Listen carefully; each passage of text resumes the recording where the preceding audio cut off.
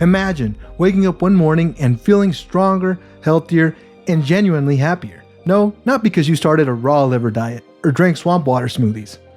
Although, shout out to everyone risking salmonella for Instagram clout. The real trick? I started talking to people, like on purpose. At work, at the gym, even while pretending to care about the bananas at the grocery store. Spoiler alert, talking to humans actually works better than kill. A University of Chicago study found that people who chat with strangers during their commute are happier than those who just sit pretending to read important emails. And if you don't believe me, then fine. Believe Dale Carnegie. He built a multi-million-dollar empire by basically saying, smile more, dummy. His entire philosophy boiled down to this. Smile, ask people about themselves, and maybe, just maybe, don't start every conversation by talking about your weird rash. My story.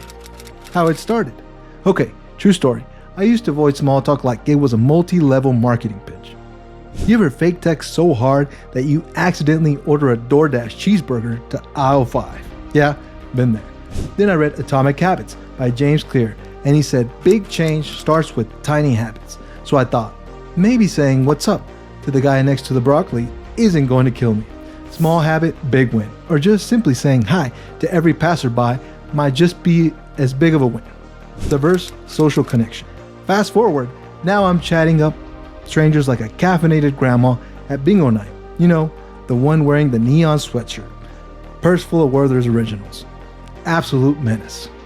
It's called diverse social connections. Harvard and Yale, also known as the smart person factories, where people casually solve world hunger before breakfast, found that talking to a wide range of people, gym bros, co-workers, the angry lady who guards the free samples at Costco like she's protecting the Hope Diamond, actually boosts your brain power and your happiness. Basically, talking to that one weird guy at the gym, you know, the dude lifting an entire car tire while screaming, "No pain, no pancakes," is like doing squats, but for your soul. Quality conversation. Not just, hey, nice weather. No. I'm talking about real conversations, like soul-shaking, laundry folding, why am I crying right now talks. Like deep talks about why laundry is the most emotional chore. I came here to fold socks. Why am I reevaluating my entire life? Also, why avocados betray us before being just ripe in 30 seconds. You had one job, Carl. And how every parking garage is secretly one wrong turn away from becoming a horror movie. I'm on P2, or am I the upside down? But here's the kicker. The University of Arizona ran a whole study and found that people who have high quality conversations, like real talks about fears, dreams, or why they secretly hate small spoons, are happier long term. Sense of belonging. You ever walk into a room and immediately feel like the awkward extra in a sitcom? You're just standing there, holding a half-eaten cupcake, while the main characters fall in love across the room. Meanwhile, you're over here like, do I also clap? Yeah, me too. More times than I'd like to admit. Pretty sure that at least 3 weddings I've attended, people thought I was hired background atmosphere. But when you have actual real conversations like past the "how about them Cowboys" phase, you start building this thing called a sense of belonging. And according to Stanford researchers, it's literally as important for your body as drinking water, breathing oxygen, or remembering your Netflix password before your 3rd free trial runs out. Once I started opening up, having actual talks about life, dreams, why the self-checkout machines have zero chill, I stopped feeling like a random side character and started feeling like the star of my own super awkward but heartwarming romcom. This summer, one man, one Target shopping cart, and 14 unnecessary purchases while find the one thing that he was looking for: belonging.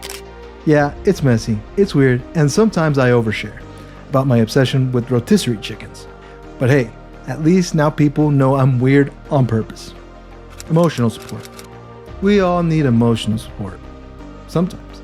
Like when you realize you've been calling someone Brian for 6 months, and his real name is Brad, and now it's way too late to fix it, so you just double down like, "Sup, B-Dog?" It's a nickname now. We're past the point of no return. And the Mayo Clinic, not just a place for sandwiches, in case you were wondering, literally says that having people you can rant, vent, or ugly laugh with actually improves your physical health. Yeah, science officially says that complaining about your neighbor's lawn gnomes is cardio now. And I took that personally. I am now walking, talking, emotional support experiment. My friends have basically been enrolled against their will into an unpaid psychology trial. Every conversation starts with, "Hey bro, can you listen to me overthink my haircut for 20 minutes? It's for science. Reduce stress and anxiety." You could squeeze this little guy until it looks like a deflated balloon animal. Or you could just walk over to Karen from HR and have a full soul-cleansing conversation about how dogs in Halloween costumes cure 90% of human sadness. Not just me making that up. Talking actually reduces cortisol levels, the stress hormone, the stuff that makes you randomly rage at the GPS when it says recalculating after you miss that one turn. The APA, the American Psychological Association, aka the therapy boss people, officially say that venting to a real human helps regulate your stress. Meaning, complaining about Wi-Fi speeds at Starbucks isn't just being dramatic. It's legitimate mental health therapy. Positive emotions. Talking to more people brings positive emotions, like actual, I'm skipping like a cartoon character levels of happy. At first, yeah, it feels weird. Am I smiling? Voluntarily? Am I functioning? But after a while, smiling becomes automatic. Laughing becomes easy. You start living like you're starring in a montage from a cheesy early 2000s romcom. And get this, actual researchers from UC Berkeley, the people smart enough to make their mascot a bear and get government grants, found that positive interactions build what they call an upward spiral, long-term well-being. And guess what? All this talking, all this connecting is not just making you smiley today. It's literally setting you up for the long game. Harvard, yeah, that Harvard, the one that sounds expensive, even when you just say it, did an 85-year-long happiness study. 85 years! Longer than the average time it takes me to respond to a group text. Good relationships are the #1 predictor of a happy, healthy life. Not money, not status, not how many abs you have.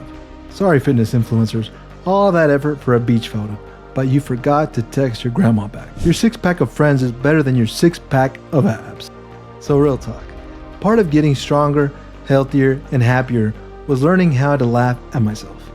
Like actually enjoying when I do something dumb instead of treating it like a life crisis. Brene Brown, yes, the queen of vulnerability herself, in The Gifts of Imperfection, says owning our story and loving ourselves through it is the bravest thing we'll ever do. Which is the fancy psychology talk for learn to laugh when you trip over your own shoelaces at Planet Fitness and then try to pretend you were just stretching. Now, if I make a dumb joke and people just stare at me like I grew a second head, fine, I'll just stare back harder. So yeah, talk more, laugh at yourself, connect with people.